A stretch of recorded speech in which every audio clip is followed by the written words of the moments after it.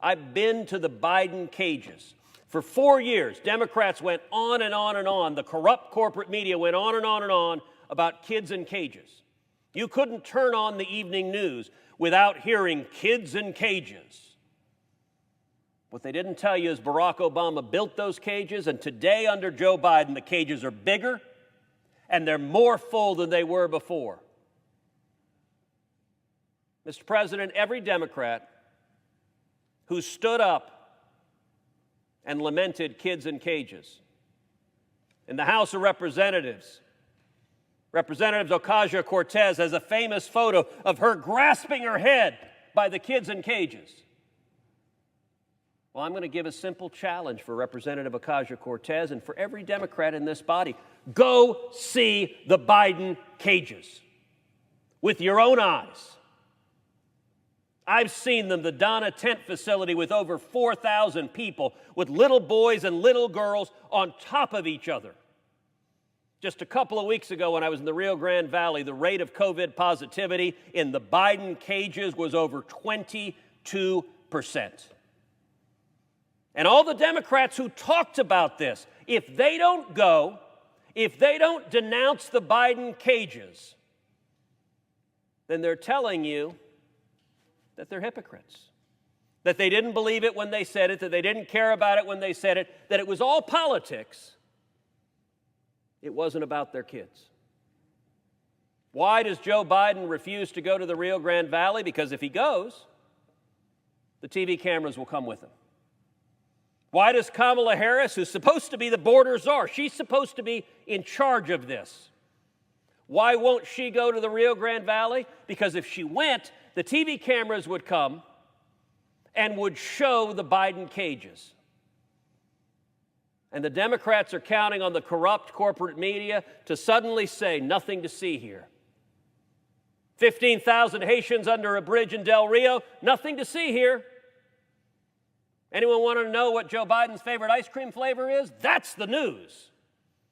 Never mind 1.2 million illegal immigrants.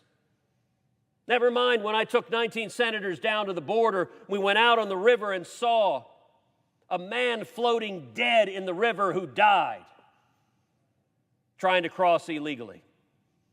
Never mind the South Texas farmers and ranchers, the moms who told me, I won't let my teenage kids go out on our ranch without being armed with a loaded firearm, because there's so many human traffickers and narcotics traffickers that it's dangerous for them to go out on their own ranch. Never mind the South Texas farmers and ranchers who told me at roundtables how tired they are of going out and finding dead bodies. You want to understand what's happening? Say there's no crisis? Come to Brooks County. I invite every Democrat here to Brooks County. Brooks County in South Texas, it's just north of the border. Brooks County, over and over and over again, they're dead bodies of illegal immigrants. The traffickers who are bringing them in, they're not nice guys. They're not humanitarians. They don't give a damn. That means if one of the illegal immigrants is a pregnant woman, is a young child, is elderly, is sick, they just abandon them. They leave them in the rough terrain, in the summer heat, and over again. The farmers and ranchers encounter dead bodies on their property where the traffickers have abandoned them. Mr. President, I ask you, is that humane? Is that compassionate, the Joe Biden and Kamala Harris policy that encourages, that puts people in harm's way and results in people dying? When we were down on the border, we saw a young girl who had been gang raped by the human traffickers who had brought her to America. The rate of sexual assault is staggering, particularly among the girls and young women. So much so that a significant percentage of young women, before they take the harrowing trip with the traffickers, will implant a birth control because they know the odds of their being sexually assaulted are so great. And I'll tell you, as I was doing the roundtables, one of the things I saw also was the colored wristbands. So the traffickers are global cartels. They're criminals. They're vicious criminals. They charge anyone, a young man, a young woman, a little boy, a little girl, thousands of dollars, anywhere from $3,000, $4,000, $5,000, $6,000, $7,000 to cross into the United States. By the way, do you know there's 100% operational control on the border? 100% on the southern side. Nobody crosses the border without the cartel's permission. If you do, they will kill you. Every person who crosses the border does so after paying the cartels, because you will be killed otherwise. But often when they come, they'll cross and they'll end up at a stash house. I've been to those stash houses. I've been out on the midnight patrols with the Border Patrol. You go into those stash houses, and they're colored wristbands that they put on the illegal immigrants. And the colors correspond to how many thousands of dollars they paid and how many thousands of dollars more they owe. Often when they get here, the cartels will say, "Thank you for your X thousand dollars, we want Y thousand more." Tragically, it is at those stash houses in the United States where many of the sexual assaults occur. And so these immigrants, many of whom are young children, teenage children, when they get here, the Biden administration delivers them to their final destination. Joe Biden and Kamala Harris and their administration are the last mile of the human trafficking network.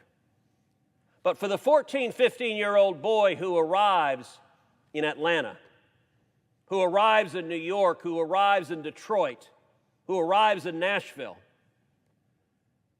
many of those 14 and 15-year-old boys owe thousands of dollars to the cartels, which means they arrive in your city. You might think Georgia is not a border state, but when teenagers are arriving in Atlanta, owing thousands of dollars to the cartels, they work for the cartels. And the cartels know who their family is and where their family is, and they risk their mother or father being murdered if they don't work for the cartels to pay off the cartels. The young women have it even worse. There are teenage girls who make the decision, I want to come to America, I want to come to the promised land. We've been a beacon of hope to millions throughout our history. They don't realize they are stepping into hell on earth. When the traffickers take them and then take them to a cartel facility in whatever city they end up in, where many of those teenage girls, still owing thousands of dollars to the cartels, have to work to pay off that debt by forced prostitution. Young girls forced into a life of sex slavery because the alternative is murder at the hand of the cartels. This is happening. The fact that Joe Biden doesn't want to talk about it, the fact that Kamala Harris claims it's not happening, the fact that the corrupt corporate media ignores it, it doesn't stop the fact that hundreds of thousands of people are suffering